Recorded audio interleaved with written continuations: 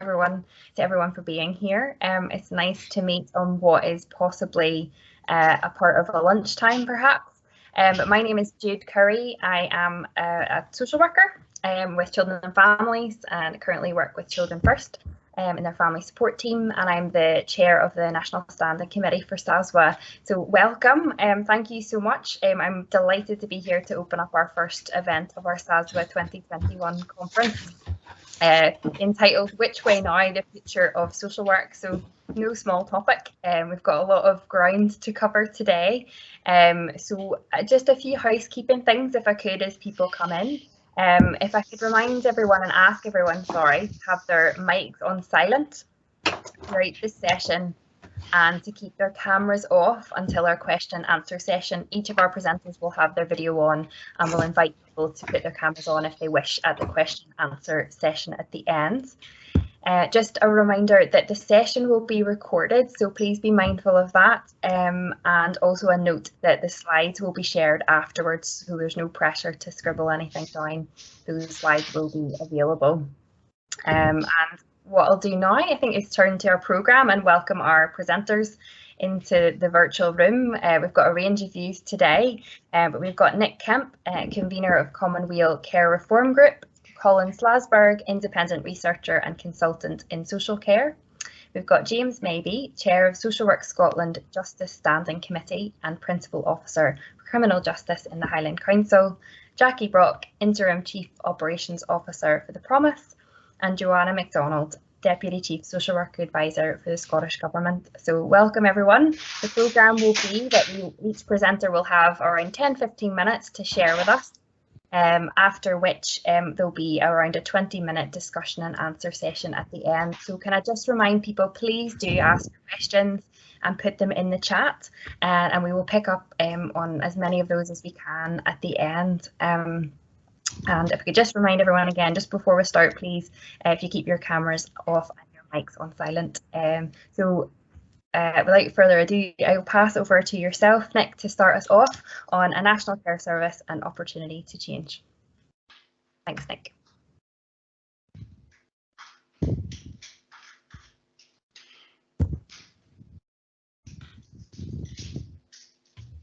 Oh, I think you're on, your mute's on.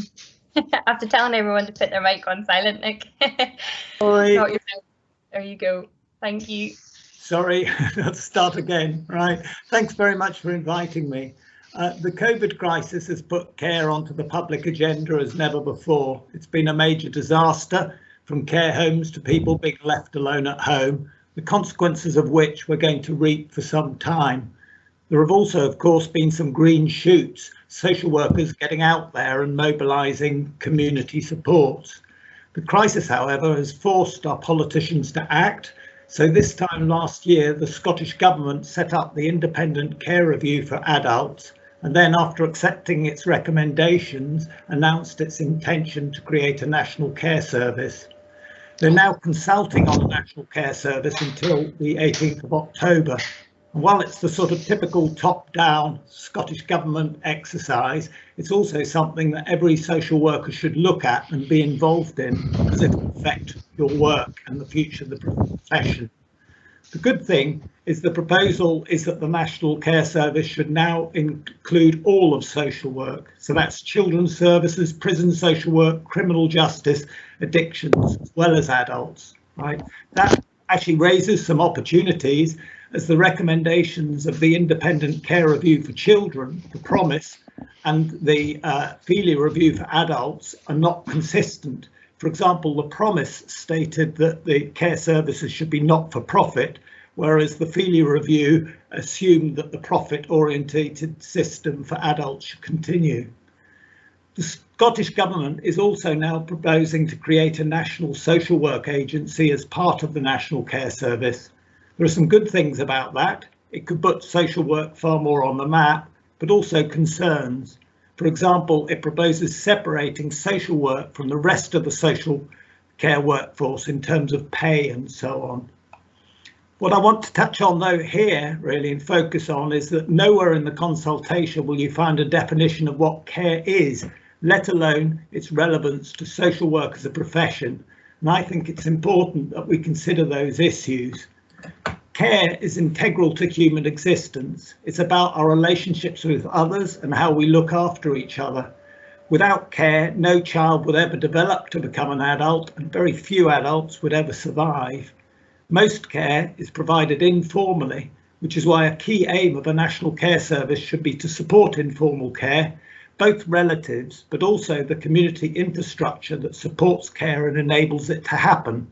All those things like lunch clubs that have been closed down under austerity. Care is not the same as health. Although people who lack caring relationships are likely to develop more health problems, and physical and mental health needs often result in a need for care. There's obviously a close relationship between the two, but they're different. Unfortunately, care has become subsumed to health.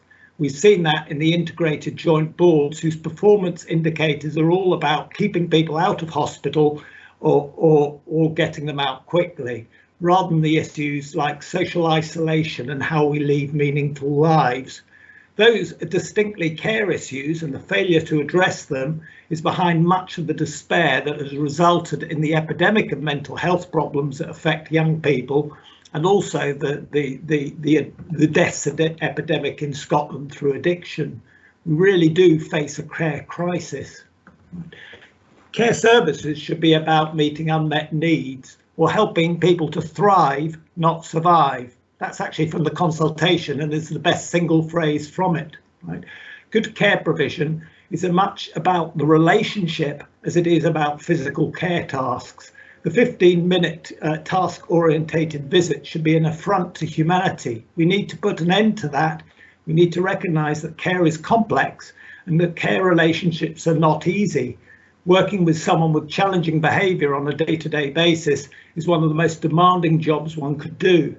So a national care service needs to train and empower social care staff so that they're seen as partners to the person they care for, but also importantly, intermediaries to professional social workers. So I want to just say something now about social workers and the relationship with care. It's been an uneasy one, right? But I think that social workers need to be seen as lead professionals within a national care service akin to doctors in the NHS. The trouble is that at present the focus of social work is on where care goes wrong, or where the lack of care is deemed to put people at high risk. So the only people we deal with are those in high priority need. Our current approach is also very individual based, so instead of looking at caring relationships, families for example, and communities, we look at the individual. And that approach has been, that problem has been accentuated by the rights approach, which is very much individual based, right? And I think because of that, social workers have become to be perceived as part of the problems. We deny people's rights, we deny services, we become gatekeepers rather than a source of support. It's also worth saying here in terms of care that I think the most successful social work with individuals or families depends on establishing a professional caring relationship. The people I've come across where social work interventions have been most successful, particularly people who have been extremely damaged by their experiences, is where a social worker sticks with somebody through thick and thin, and indeed does that despite what the system happens. So I know of social workers, for example, who've kept seeing people long after the case was closed or allocated to someone else, and that has been literally a lifesaver. So therefore, we need to see care as being integral to social work too, but it's the social workers play more of in a professional capacity rather than actually looking after someone directly. We also need to see social workers recognise that social workers have considerable expertise in supporting people to find solutions to care issues, right? We need social workers to have a role in everyday care like GPs have in health. I think this should be quite possible. There are more social workers than GPs in Scotland, but unfortunately it's almost impossible to see a social worker at present because of the way our system is managed. There's another point here, and that is that the professional expertise of social workers is not valued by the Scottish Government, and it has indeed been sidelined from the current consultation. All the focus is on people's care experiences, not about people who've got an overview across the many different experiences within the system. So I'll just finish by also saying that caring relationships, we also recognise they also need relationships they need infrastructures to survive. We need places for people to go and meet and support people. And that means that we need to reorientate social work back towards the community rather than the sort of top-down centralised system we've got at the moment.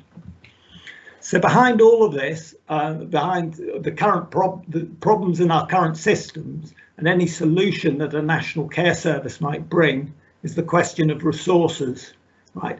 First, and I think this is really important, we need to reverse the increase in poverty in Scotland that has taken place over the last 20 years.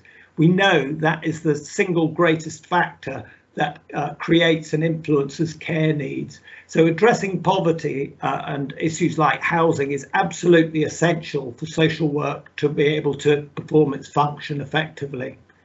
But we also need to increase the resources within the care system. My belief is that having an independent national care service, something that people could look up to like the NHS, might just enable us to do that.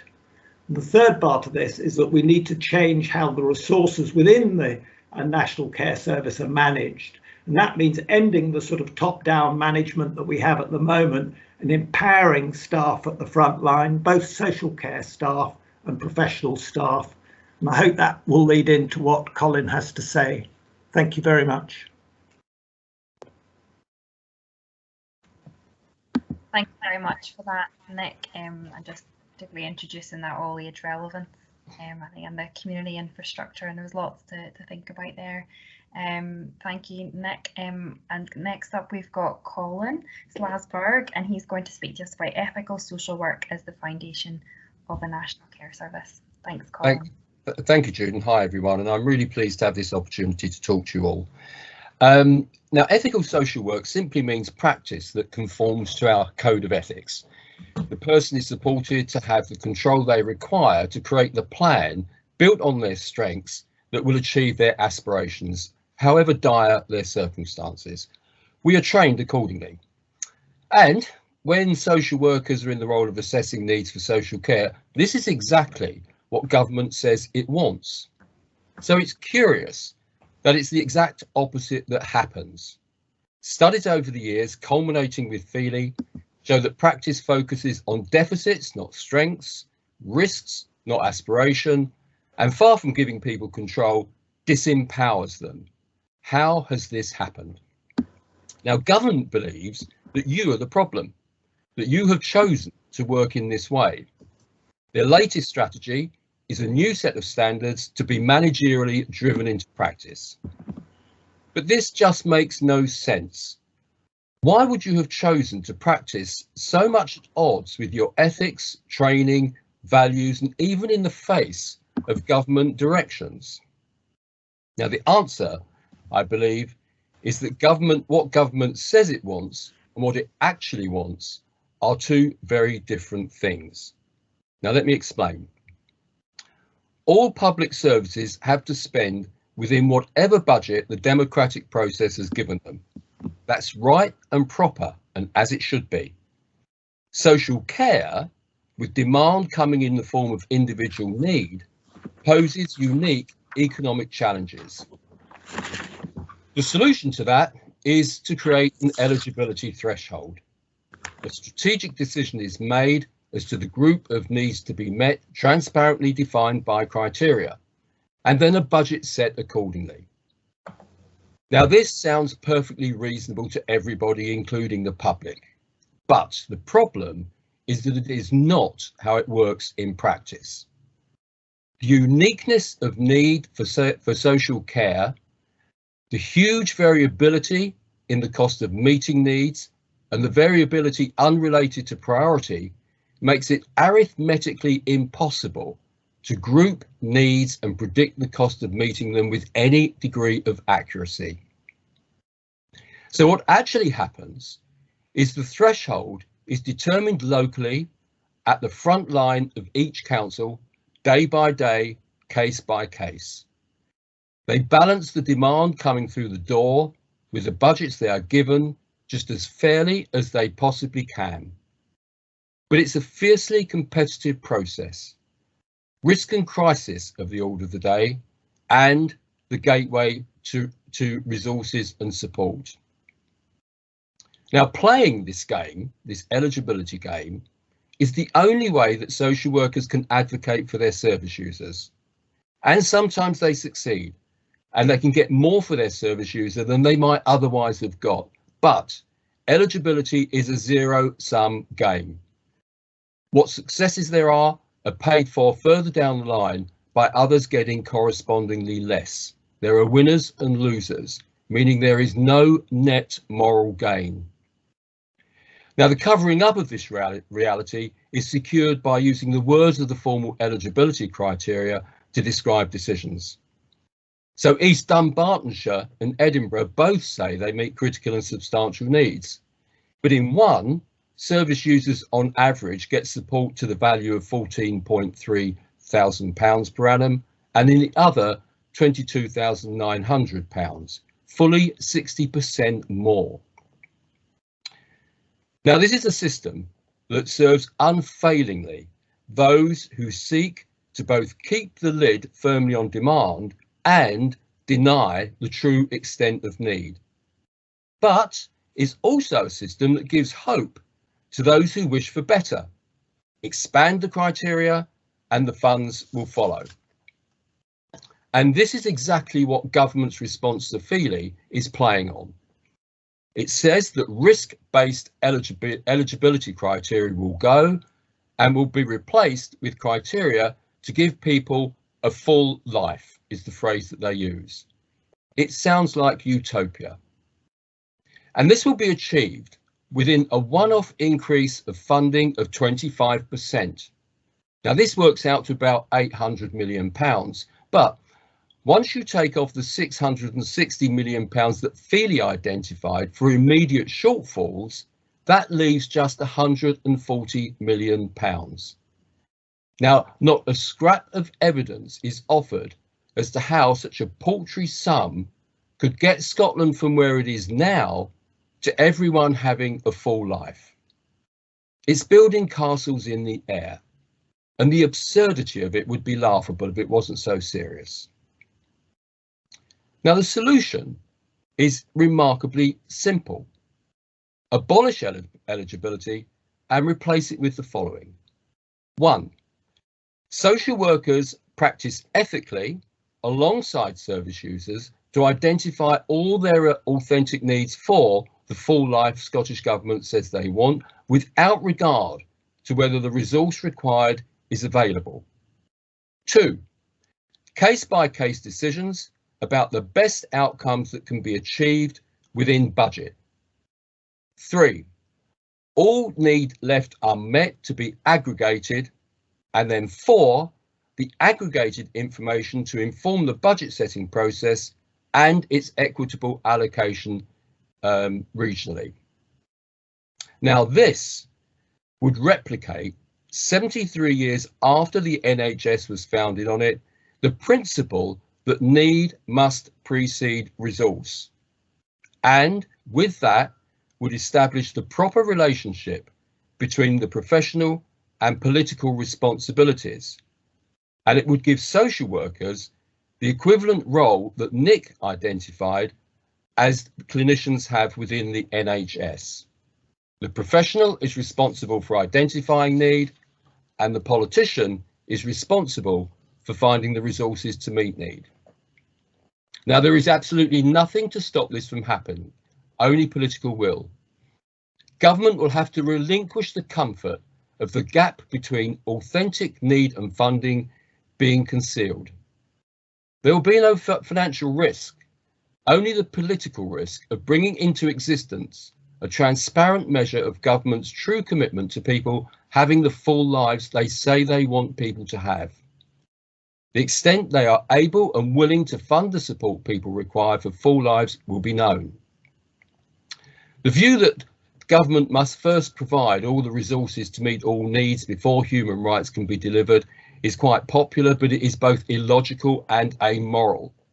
It's illogical because, quite apart from no public service being guaranteed all the resources it needs to meet all its responsibilities, it's a chicken and egg situation. How can government provide the resources before the professionals have told them exactly how much is required? They'll be waiting for Godot. And it's amoral because, whilst waiting, a profoundly dysfunctional and dishonest system will be perpetuated. Now, I believe it falls to yourselves, the social work profession, with your knowledge of ethical practice and your commitment to social justice, to rise up and, in the interests of the people who rely on social care, not out of self-interest, to use all the influence you can muster to shape the debate and the thinking of sector leaders. Now, if you want to know more about the evidence and analysis for what I've shared with you over the past 10 minutes, I know SASW will be putting 2 articles on their website, A Changing Paradigm and an article, Building Castles in the Air, which is a critique of the government's consultation document. So I encourage you to take an interest and test for yourself the evidence for the assertions that I've shared with you this morning. So thank you very much for listening. Thank you very much for that and for sharing those articles with us as well. As Colin says, we'll have those on the website shortly. Thank you. And we're going to move next to James, maybe. So we're turning to justice, social work, the past, present and future. Thanks, James. Thank you, and thanks very much for the invitation to speak. 15 minutes is not long, so this does feel a little like speed dating. But first, a disclaimer. None of the views or opinions I express today, or that you may infer, are either Social Work Scotland policy or that of the Highland Council. I do not yet have a settled position on many aspects of the National Care Service, and like you, I'm still trying to make sense of it all from a justice perspective. Quote, "We trained hard, but it seemed that every time we were beginning to form into teams, we would be reorganised. I was to learn later in life that we tend to meet any new situation by reorganisation, and a wonderful method it can be for creating the illusion of progress while producing confusion, inefficiency and demoralisation." Unquote. Caius Petronius reputedly wrote this in AD 66. In many respects, it sums up the last 53 years for justice social work in Scotland. As a history student, I value what history teaches us. They say history never repeats itself, or at least not exactly. Considering the future, I think there is always merit in refracting this through the lens of the past. This historical perspective is by necessity brief and a simplistic and reductive one.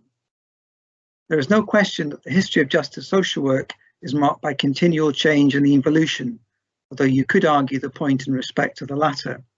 It has become almost a forgotten fact that there was, until 53 years ago, a Scottish Probation Service. Its disbandment in 1968 and amalgamation into local authority social work services through the Social Work Scotland Act remains a seminal moment in social work's history in Scotland. We endured the nothing works years of the 1970s, the pervading sense that a probation officer or social worker couldn't really make much of a difference in terms of an individual's offending. By the late 1980s, it was widely recognised that in Scotland that the delivery model was also failing because too little attention and resource was being directed to criminal justice social work as child protection always took priority. This led directly to the introduction of the first iterations of national objectives and standards for social work services in the criminal justice system and ring-fence funding in the early 1990s. By contrast, this was in many ways the heyday of the English and Welsh Probation Service, which was being moved centre stage under John Major's Conservative government. And how quickly that changed with Michael Howard's notorious prison works philosophy a few years later. When I qualified in 1991, there were so many probation officers' jobs around, you had to try not to get one. And there was also an emerging renewal of faith and interventions through the what works and effective practice agendas during the 1990s and into the 2000s, led by research in North America. And then came more political turmoil. 2003, less than a month before the elections to the Scottish Parliament on the 1st of May, the First Minister and leader of the Labour Party, Jack McConnell, pledged in the Labour manifesto to radically overhaul the criminal justice system, creating a new single correctional agency by taking criminal justice social work out of local government and joining it up with the Scottish Prison Service. There was concerted opposition. This led to the creation of the 8 community justice authorities set up under the Management of Offenders Act 2005. But no sooner had CJAs got going than the Commission on Women Offenders, chaired by Dame Eilish Angelini, published its very influential report in 2012. It is worth considering in some detail what the report said. We concluded that there are currently significant barriers, both culturally and organisationally, to the creation of a joint criminal justice social work and prison service. However, we were persuaded that a model where criminal justice social work operates as a single agency has a number of clear benefits. It has been argued that a national service would disconnect criminal justice from the mainstream services that offenders need to access. That disconnect would also extend to the effective relationships that criminal justice social work have with colleagues in other parts of the local authority, including children and family services, unquote. The report goes on to say, as a commission, we heard nothing from those countries which have a single probation service to suggest that it had resulted in any local disconnect.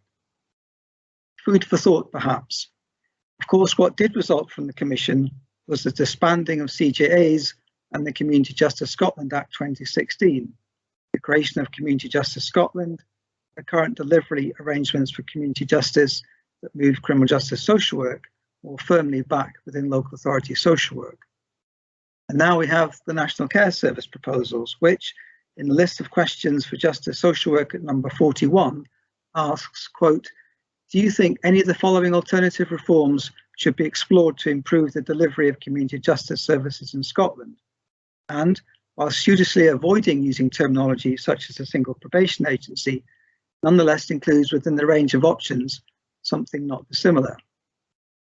Francis Fukuyama, an American political scientist, rather rashly predicted the end of history when the Berlin Wall came tumbling down in 1989, although he has seemingly now postponed this. Is this the end of the tortuous history of justice social work since 1968? Perhaps the best we can hope for is that the question is settled for a generation. Of course, that depends on how long you define a generation. As part of the response to the 2003 single agency proposal, COSLA commissioned Andrew Coyle, then director of the International Centre for Prison Studies at King's College London, to review the available international evidence and explore whether this supported a hypothesis that a single agency would lead to a reduction in reoffending and the use of custodial sentences.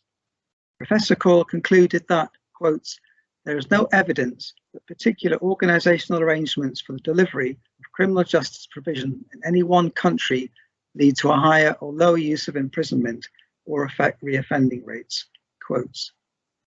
The Commission on Women Offenders clearly didn't take that research into account. Now, I'm pleased that Joanna MacDonald is speaking this afternoon because I wish to reflect a little on the Highland model of delivery of social work services, as I think this is instructive. We know that the integration agenda has led to the creation of integrated joint boards across the country, the exception being Highland, which chose the lead agency model, where, as it points out in the consultation, Council delivers children's social work service, mental health officers and justice, and NHS Highland deliver adult services, both organisations employing their respective staff. In Highland, and this is a personal view, a schism appeared frighteningly quickly between social work in the council and in the NHS. Joanna, who was director of adult social work, they have a different perspective, but they seem to me now to operate as almost two separate entities. We rapidly lost the sense of being one social work service with easy interplay and understanding between the different disciplines. This is not to suggest that everything in the garden was rosy before 2012. It wasn't, but in many ways it was better than what we have now. One thing, managers and practitioners at all levels knew each other and could more easily communicate.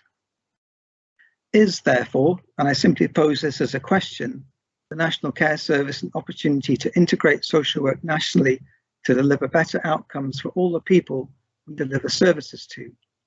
Would it be better if we were all employed by one body with one set of terms and conditions, with one information system across the country, and arguably an opportunity to set out and deliver one set of strategic aims and objectives and improve the consistency and quality of services? Are there risks in hiving off or delaying incorporating justice social work into something like this?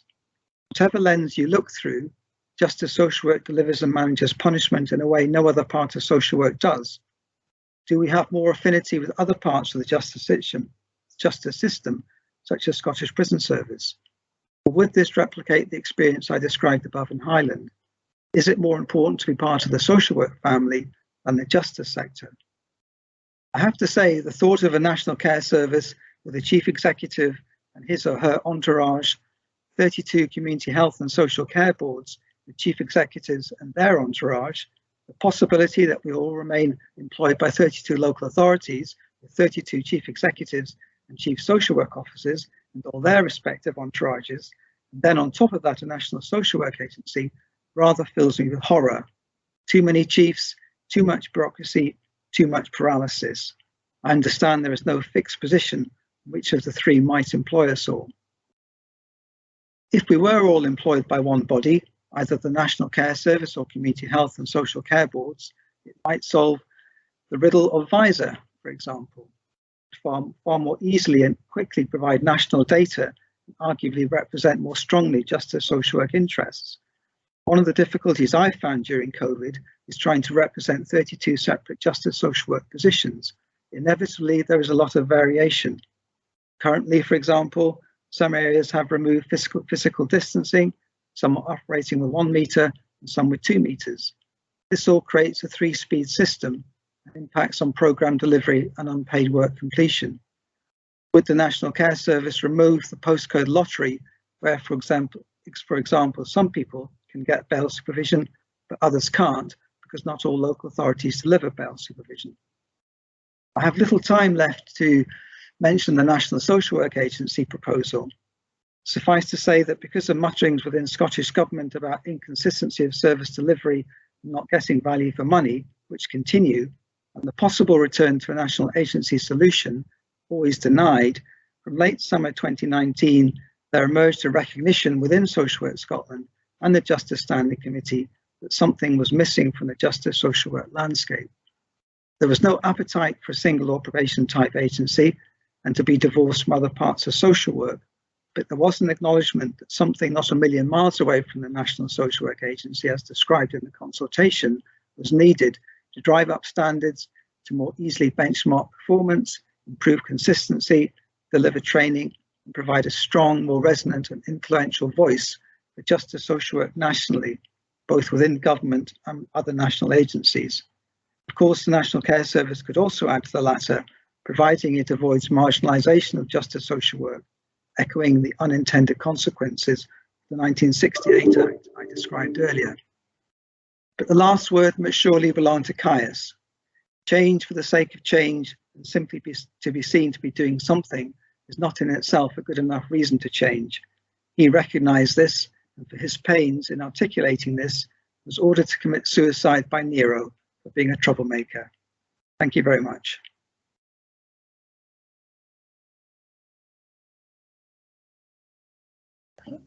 Thank you very much, James, for that historical perspective and giving us some food for thought. I'm particularly thinking about the role of social work agency there as well. I just want to take a wee stop just now and just thank everyone so far for their contributions. I know they will have a range of views this morning, and it's good just to help generate our thoughts and reactions. So I just want to thank everyone for their questions so far in the chat and just encourage people to pose those. This is an opportunity for us to kind of reflect on the challenges and also our kind of influence on where we go next. So thank you to our presenters so far. I'm just going to hand over to Jackie Burlock next, and she will be speaking to us about the promise. Thank you, Jackie. Thank you very much. I accepted the kind invitation to speak at your conference before the National Care Service consultation, I think, was even thought of, and certainly hadn't been published. And I'm very mindful of the fantastic contributions already that have posed such challenging, thoughtful questions around the National Care Service. But as James said, in the Promise team, just to declare that we're still trying to figure things out and analyse the thinking from the Independent Care Review and match that against the consultation proposals.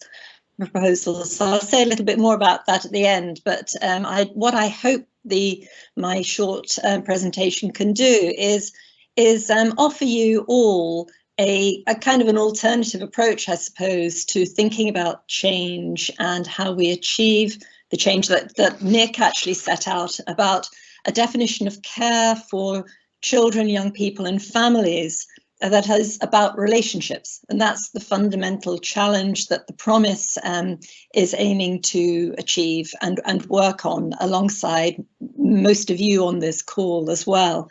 So hopefully what you'll hear from us is some food for thought in terms of how we're approaching this in Scotland in terms of achieving the ambition that's been set out in the Promise. And also I'm really looking forward to some of the panel discussion as well, because there's so much to learn, both from your views on the Promise, but also, of course, how that needs to align with responding to the National Care Service. So essentially, I wanted to quickly recap on the foundations of the Independent Care Review, which is effectively the driver for all that we're doing in the Promise, say a little bit about the work that is underway and that is planned up until 2030, which is where we are saying that we have to have achieved the recommendations that were set out in the Independent Care Review. And we are fully committed to our obsolescence by 2030 at the very latest. And that's a key driver for how we're planning our work. And then hopefully, as I've said, some of the thinking from us will at least prompt the thought and discussion for you and the considerations, both from this session and your further sessions in the conference. So I'll try and race through, and Lisa's going to flick through the slides for me, and I'll ask you when to pause when appropriate, Lisa. So a brief cap on the foundations of the Independent Care Review. If we could just move on, Lisa. Thank you. So essentially the construct for keeping the Promise is the Promise, which contains the recommendations and the findings from the Independent Care Review, and was published rather in February 2020. Subsequently, the Plan 21-24 has set out the 3 years for the first work, which I'm going to say a bit more about, and then earlier in June this year, we published the Change Programme. So moving on. Just to recap, what we did not come up in the Promise, and we did not come up with the recommendations ourselves. The Independent Care Review was a 3.5-year programme of work, and there's just the huge engagement, illustrative purposes there, huge engagement that was underway throughout Scotland, and some international thinking, and also there's the sources of research that we looked at, all of which are available in the evidence framework that's available on our website. Moving on, we to illustrate, and if we could move on to the next slide, please, Lisa, after this video.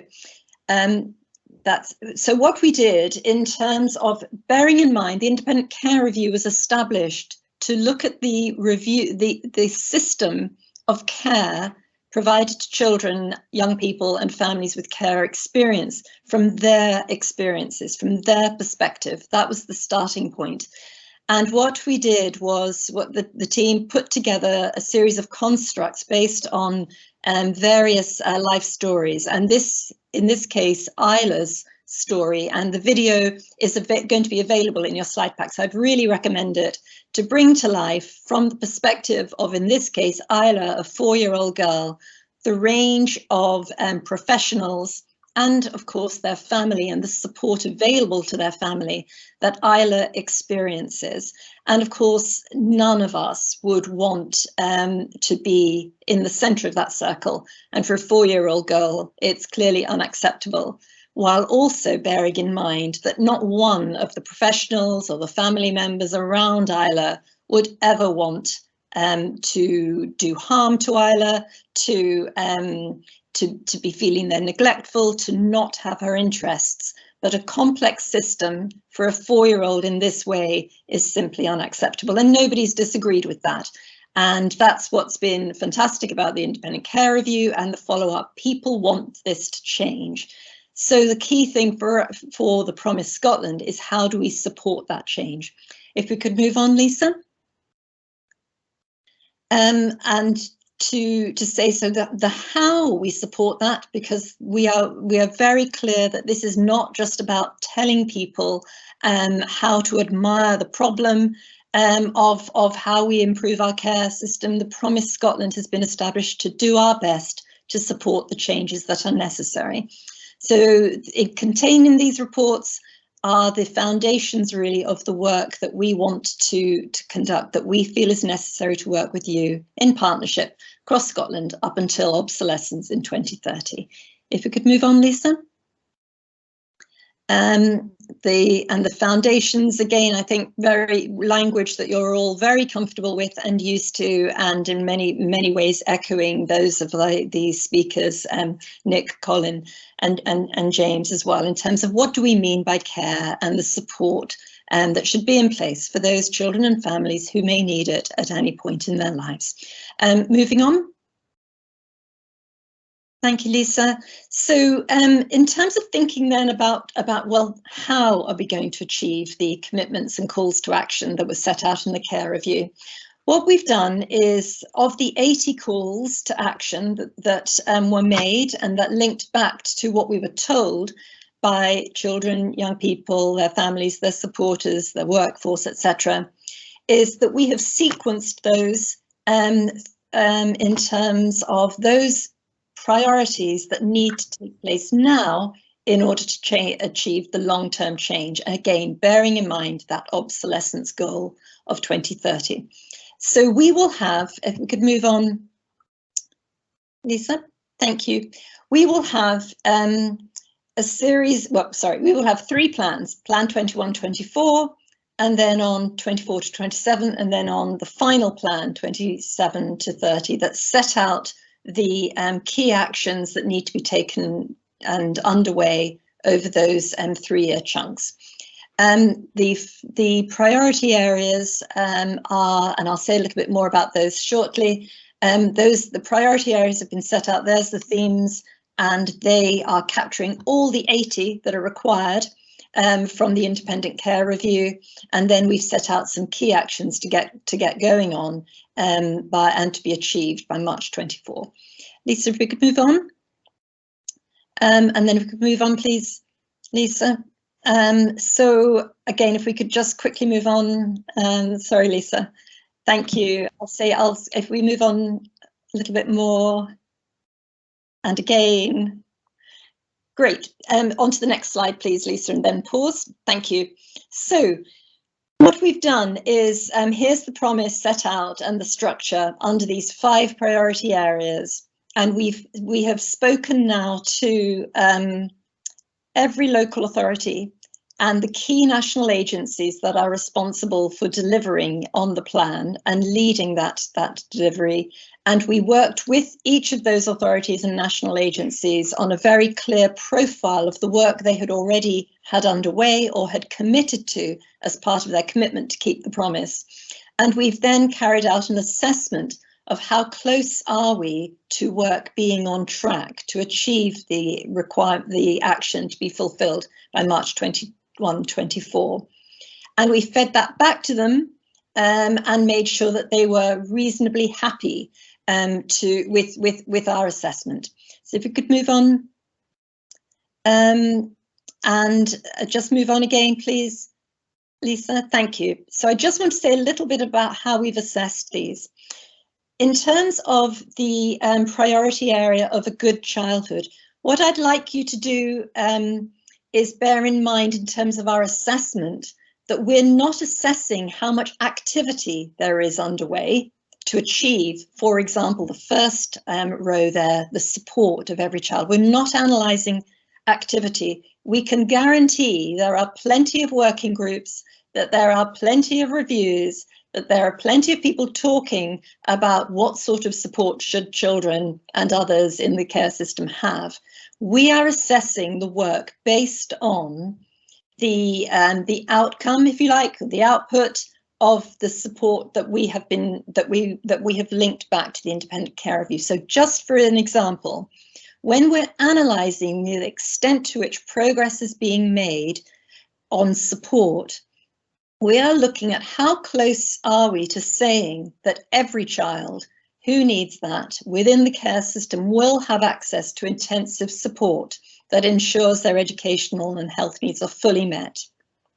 If we look at brothers and sisters, how close will we be to saying by March 2024, how close are we now rather to saying brothers and sisters in Scotland will stop this practice of separating brothers and sisters.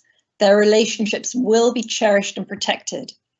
In the case of brothers and sisters, we can say there's legislation, but we all know legislation is insufficient of itself to making sure that brothers and sisters' relationships are cherished and protected.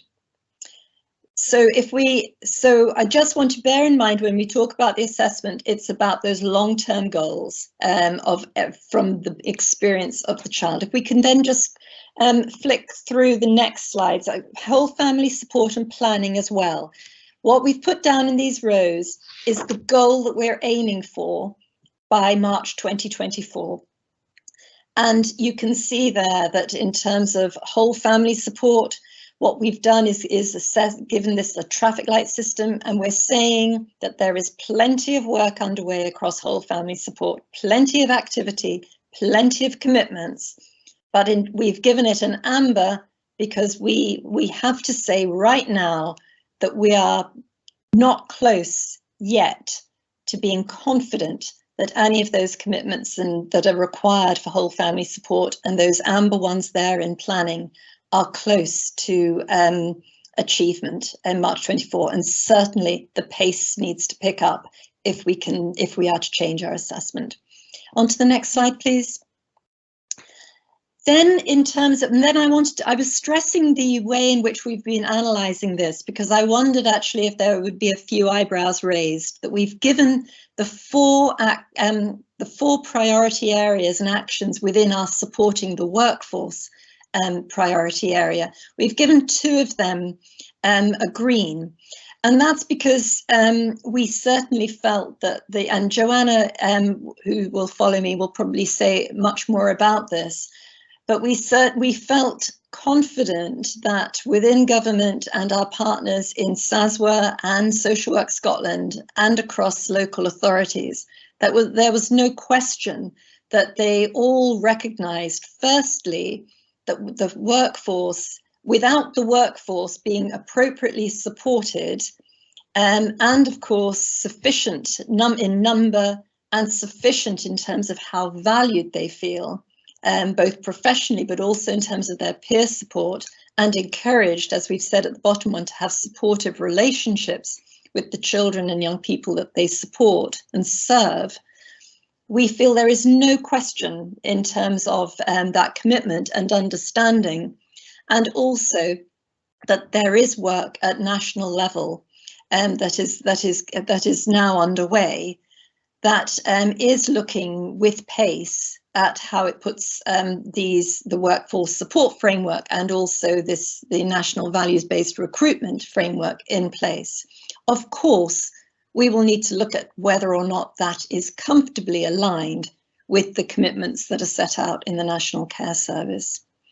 And just if we could, I'm just conscious of time, just to flick on to the next, and that the final one, again, in terms of the how we achieve the improved support for children to achieve a good childhood and the whole family support, we're absolutely clear that we must have the building of capacity of the system. I think, again, Nick talked about you can't have a thriving and professional sense of relationship building without that infrastructure, and that's absolutely critical to as well what we're looking for within the promise in terms of that infrastructure. I think that's a really good way of putting it. And again, we have concerns there about the pace of work underway. So just in terms of some closing comments, if that's all right, Lisa, thank you. Just to say, there are 25 priority areas, actions within our 5 priority areas, and 1 year. We're almost 18 months now into the promise. Was published, as I said, in February last year. Here we are in September, and we're partway through, well underway, if you like, in terms of the plan 21-24. And we've gave a green for work being underway. 8 out of 25 we felt deserved, recognition that the work was underway. But in the vast majority, as you can see there, work is underway but does not yet appear sufficient. So, and then in one area, which is around public service appointments, there's nothing at all, no evidence at all of work. So it's challenging, very challenging times, and we have concerns. But a lot of work is planned and will be supported by Promise for us to hopefully, with the next change programme and engagement process starting again in the autumn, we are hopeful that more work will be underway, and there are specific areas where we feel that the Promise Scotland must step into a gap to make sure that work doesn't stall. So just Lisa, on to the next slide. There are a range of offers that we are working on and making, and I won't go into too much detail, but just if we go to the next slide. Lisa, thank you. Just to highlight some key things that we're involved in. Hopefully you've all seen that the redesign of the children's hearing system was announced a few weeks ago with an independent chair. And with the full engagement of the Scottish Children's Reporter Administration and Children's Hearing System as well. That's a significant piece of work, and again, in terms of the infrastructure, will have significant impact on legislation requirements that may need updating, and also the way in which relationships are managed around the child. There's been more investment around brothers and sisters. Keep the Promise. It has become one of the Deputy First Minister's key significant change commitments, and we're also working hard on working directly with the workforce in relation to supporting the redesign of services and investing in those too. And finally, for your interest in terms of the National Care Service consultation, there was no involvement of the Promise team in any of the developments there. But of course we will be responding. And what we'll be doing is analysing the independent care review evidence, again, reanalyzing that in line with the questions in the consultation, and also, of course, working with folk like you to help us assess in our response. Will the consultation on National Care Service, will that proposal and the various proposals within the National Care Service, will they make more or less likely the commitment that's been made across Scotland to keep the promise? And that will be our sole judgment. And we're really looking forward to learning from you and others about whether or not this is the right direction. Sorry to have cantered through so much. Hopefully the slides will be of help. And of course, you're really, really welcome to get in touch with us if there's anything that I've not been clear on or that you require more detail on. Thank you so much. Thanks so much, Jackie. It's a lot of ground to cover, isn't it, in a short space of time? So thank you for that. And I find it really interesting looking at the pacing of it all. It just gives us real insight into the oversight that's needed over any kind of change, particularly of that magnitude and importance. But I'm just going to pass over to yourself, Joanna McDonald, next to talk us through our next section and round us off. Joanna, over to you. Thank you very much, and it's an absolute privilege to be here and to be speaking to you all, and to have heard the really thought-provoking speeches from earlier on. I'm going to talk a little bit to you about what I thought I would have liked to have known before I worked for the Scottish Government, and I've deliberately got information on slides because the slides will be circulated with around you all. But firstly, as James mentioned earlier on, so I joined Scottish Government in April this year. I really wish that I'd known what went on in Scottish Government when I worked on the other side. It's full of really positive and enthusiastic and ambitious people who really want to do the right thing for people in Scotland. And there is definitely work that we have to do around the communication between the Scottish Government and out with, but I think that there's progress being made. We've still got a long way to go, but there's a lot of progress being made.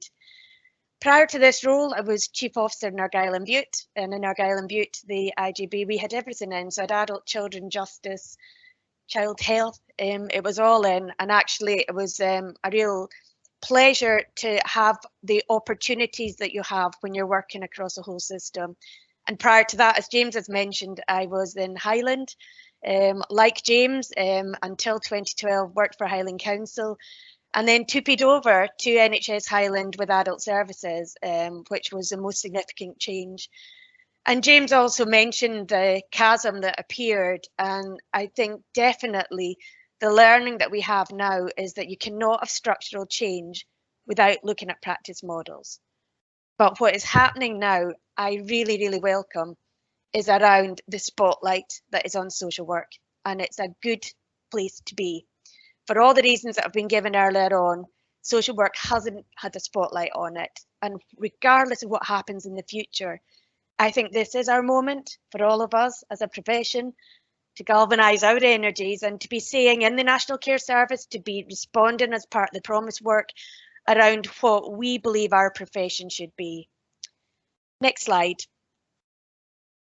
So that's just a brief, I said I wanted to let you know a little bit about what I would have liked to have known.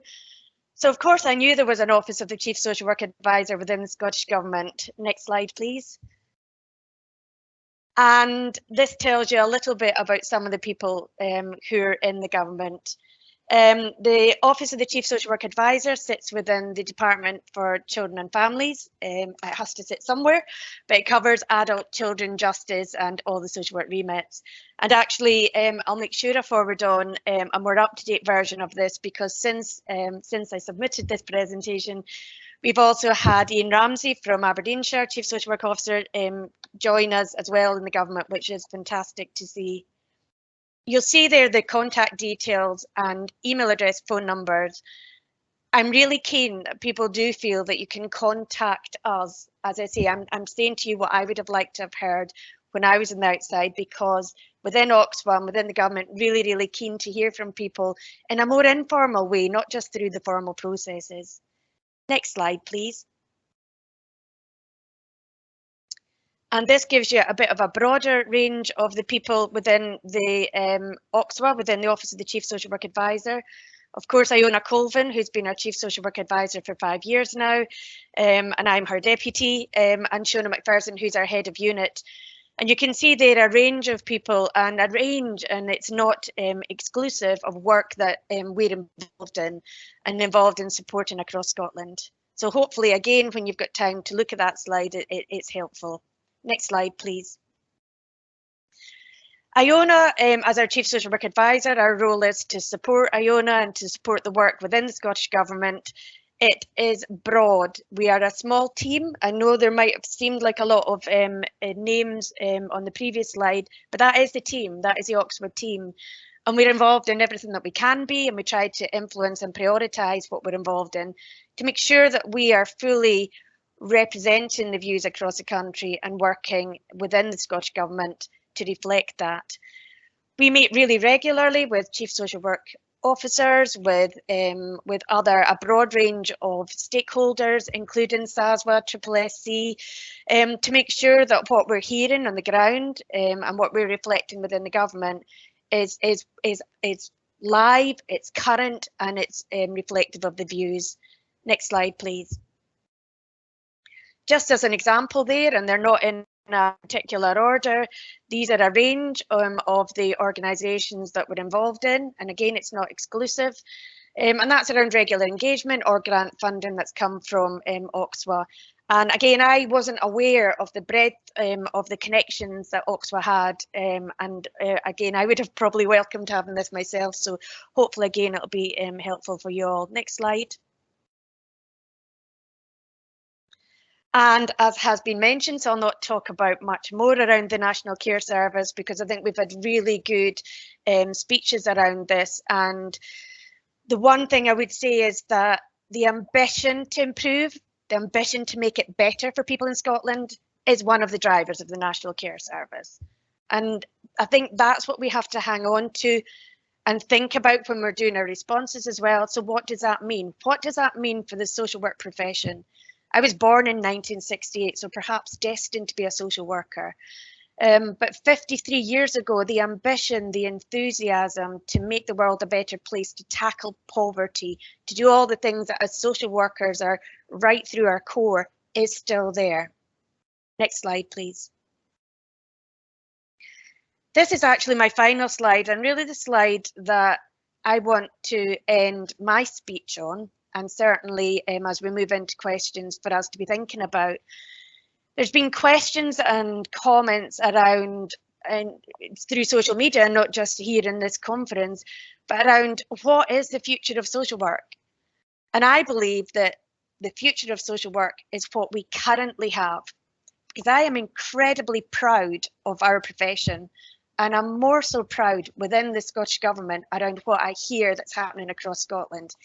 The daily achievements, the impact that a social care, frontline social care worker can have through their visiting daily with vulnerable people, the impact that right social worker can have through supporting a child or an adult or an offender going through the justice system to become a better person and to achieve all they can is what we are doing right now, and we're doing it here in Scotland. Yes, we can absolutely improve, but I think as a profession we should be owning that and talking about that, and really proud to talk about our profession.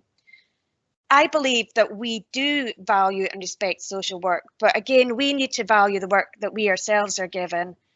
And we are the profession that leads in promoting human rights, which makes for quite uncomfortable conversations at times when we're advocating on behalf of people who can't advocate for themselves. But again, it's why we come into the profession, isn't it?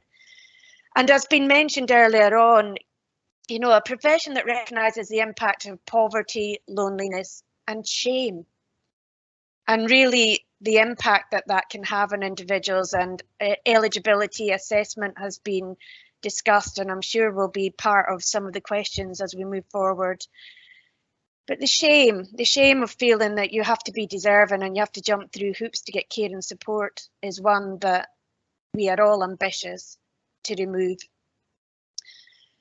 I think one of the areas that we don't talk about enough as a profession is the endings. So supporting people with end of life care, our most vulnerable, precious family members and residents in Scotland in care homes or in their own home, to have the best ending, and social work supports that extremely well. The anti-discriminatory practice that we all trained and studied and really gave us a real understanding of what that means, again, is a daily challenge that we all have to make sure that we're absolutely promoting equality and equity. And for me, and again, I see this within the Scottish Government with colleagues, the values of kindness and inclusivity and individuality and choice, people within the Scottish Government, civil servants really care. They're wanting to promote these values. As a profession, that's at the heart of what we do. And I believe that we are also, which makes for more uncomfortable conversations, we should be the stone in someone's shoe that reminds colleagues that uncomfortable is okay. We have to be that little bit of discomfort when we're supporting individuals and their families to achieve the best they can, because we're going to be talking about issues, we're going to be talking about things that other professions don't have our training, and aren't equipped to do in the same way, and that's okay. It's okay for us to have these uncomfortable conversations. I believe that we do respect the moments that we're in someone's life, and I think that's a lot of the frustration currently that we've heard around not having the time to spend with people to help them achieve the best that they can and to have lives that are fulfilled and where they thrive. And I believe that we do recognise the impact that we can have, which makes us ambitious as a profession to be able to do so much more. Finally, I think as a profession that we should care for ourselves as much as we care for each other. And I hear and see all the amazing work that social workers do on a daily basis, that we just do behind the scenes, because that's what social work is. But we don't always care for each other, care for ourselves, sorry, as much as we do care for each other.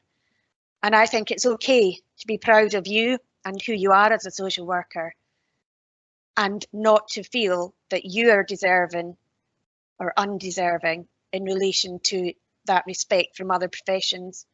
We should respect ourselves, and we can take that forward, particularly with the spotlight that's on social work at the moment. Thank you very much.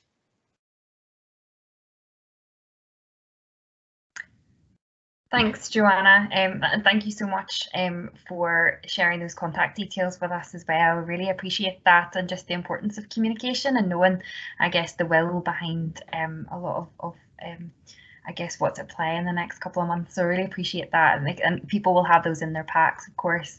So just a reminder about that. So thank you so much to everyone who's presented this morning. It's been a real range of views, and it helps us kind of, like I said, generate our own thoughts on it. I think that point about actually being able to see from other perspectives in social work and actually step outside of your role and think about other areas. Like, I'm children and families, and I find it fascinating actually really what you can learn and hear from other parts of social work and how we work together. So I'm just gonna go straight into the questions we've picked up by hopefully about 4. If you'd like your cameras on, please do. Just to Colin, I think, but obviously if folks want to come in after that, please do. What do you think we can do as professionals to establish our legitimacy in the eyes of other professionals we work with, such as GPs, as they often don't see us or can't often see us as experts?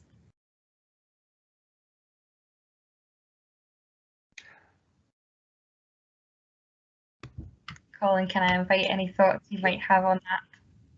Well, yes. I mean, if I follow the logic through of my presentation, the answer isn't, I believe, one that's immediately available, because I believe that I can only speak about adult social care, that there needs to be a change in role and function of social workers first, that there needs to be systemic change along the lines that that I discussed.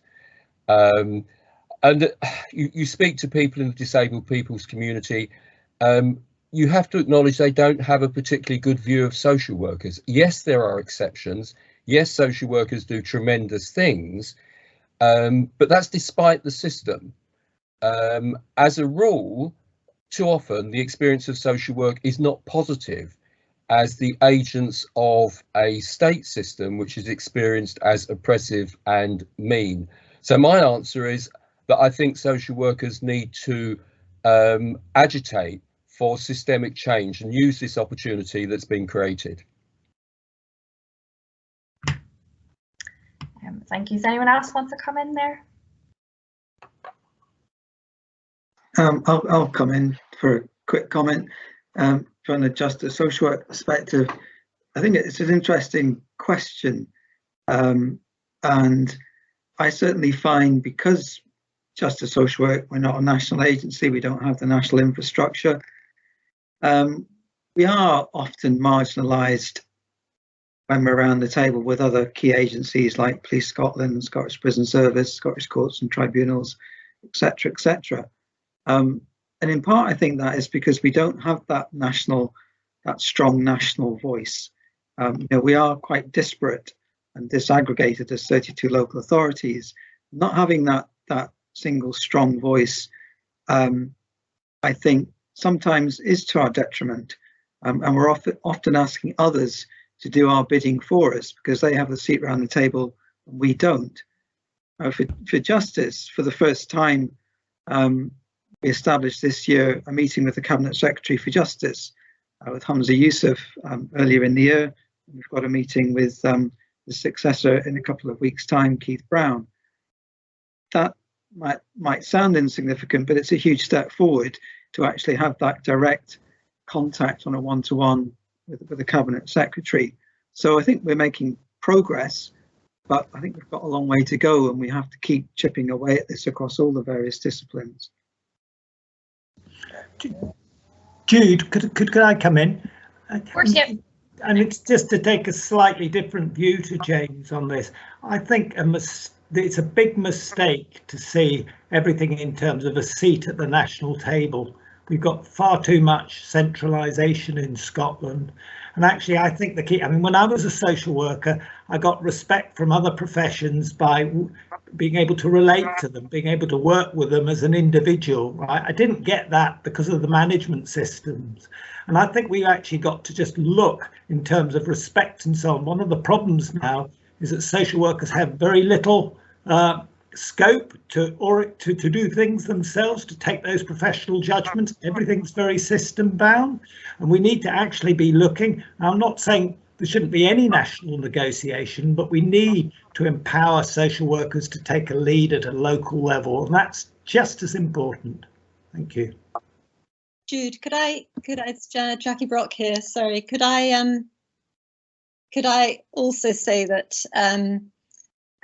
building on Nick's comments, that the promise, keep the promise, cannot be fulfilled unless social workers and others around them, for example, allied health professionals, are fully empowered and enabled to establish and build relationships with the individual children and young people that may come into contact with the care system, but much more critically, the role of social work in early intervention and prevention to make sure children and young people don't need to come into the system because they and their families get the support that is necessary in times of crisis. And without that, almost, sadly, I think a lot of social workers call it almost going back to first principles, because they're not enabled to work, and they're so busy crisis managing that those skills that are required around early intervention and prevention roles get squeezed out. And we need across the piece, and we need social workers as well. I mean, I don't know if I'd be allowed to use the word agitating that Colin talked about, but certainly we need the reclaiming of those functions and those skills across the piece, whether you're social workers in the statutory or the third sector, because certainly that seriously compromises the efforts to keep promise.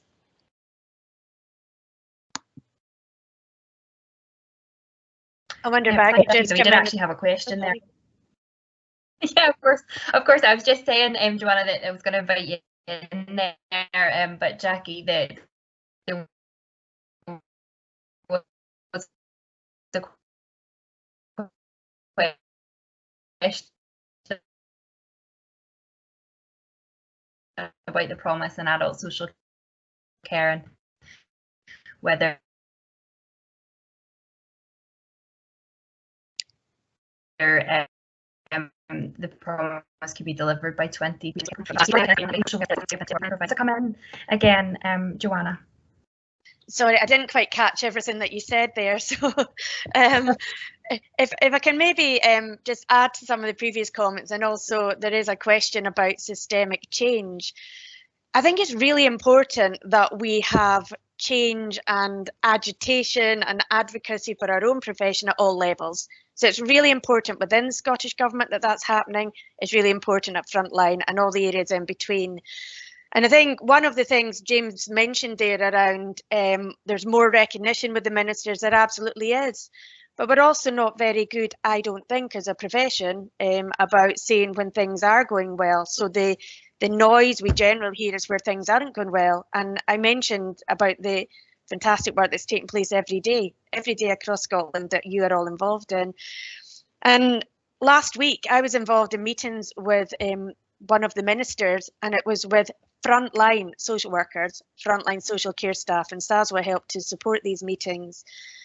And so we have got members within the Scottish Government that are really keen to hear what the reality is, working frontline, and as well as what they can do. And I think as someone in the Scottish Government now, I kind of twitch a little bit when I hear comments, this Scottish Government basically were rubbish, because I'm now in here and I'm thinking, gosh, so many fantastic people. But it's absolutely right that we're critical, but we also, I think, should be recognising that I'm here today, hopefully quite authentically telling you what we're trying to do within the Scottish Government, and that will be much more powerful if we're working on this together. And I think there is the opportunity with the National Care Service and the promise, as Jackie has mentioned as well.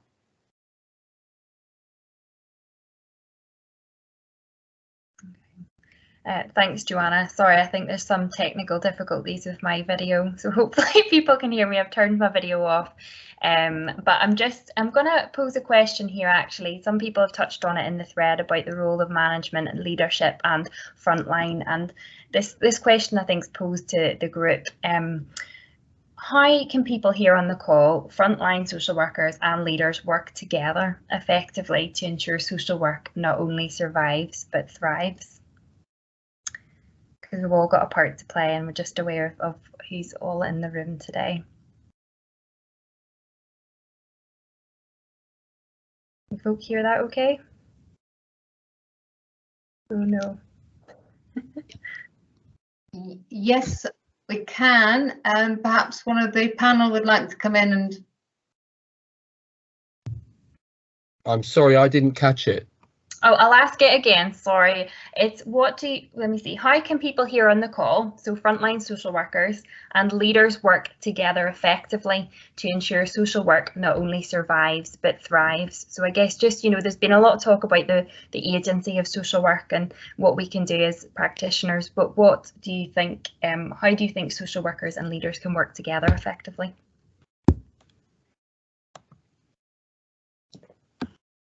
Well, I mean, if I could come in, you as social work leaders, you do have positions of influence in Scotland. I think to a much greater extent than in England, which might well reflect the very positive spirit that Joanna has spoken about. So those leaders who are on, for example, the Social Work Scotland board, need to know that they're working, I believe, with a mandate from members, particularly when taking forward any challenging agendas. The agenda that I believe needs to be taken forward is challenging. There is tension between that and the very understandable wish of Joanna to promote social workers and what they currently do as being good and positive. And how to reconcile the promotion of that message with a message that big changes are required. So I think it's using the agency that the social work profession has been given in Scotland, and the leaders who have positions of influence being mandated by people on the front line. Thanks, Colin. Any other comments from presenters? Nick, come in. Can I say something? I think I think we need to have some honest discussions, right? And some honest discussions about things that have gone wrong. And I speak as someone who was a social work manager, and I don't think we ever valued feedback from frontline social work. I think that happens very, very little. and in fact at its worst, social workers are silenced. And actually the driver behind all of this has been management of budgets. We've had a top-down management that's telling people what to do to try and make scarce resources go round, and that's been an absolute disaster. It's silenced people. And the result, and you know, some of those things that we need to talk about, for example, is how have we ended up with some of the, I mean, we keep talking about human rights. When you look at human rights in the COVID crisis, it's been an absolute disaster. And in fact, human rights at the moment are almost meaningless. There are still care home relatives, for example, who are trying to get access to see people in care homes. They're having all sorts of difficulties about it. And there's actually been pretty much silence about that, although there's been a couple of frontline social workers who have actually spoken out. I think we need to encourage that, and so I think we need to have some very difficult conversations, if you like, about what's wrong with the system, and it's necessary to do that if we're going to have genuine working together on this. Thank you. Thank you, Nick. I'm going to pick up a question from the chat thread, and I might ask for a bit of clarity. Bhavna, you've asked about can someone from the speakers speak on ways and examples through which systemic change can be asked for? I'm not sure if you want to pose that question directly, Bhavna, and maybe explain a wee bit more about what you think would be helpful for that question. Yeah, no problem. Hello, everybody.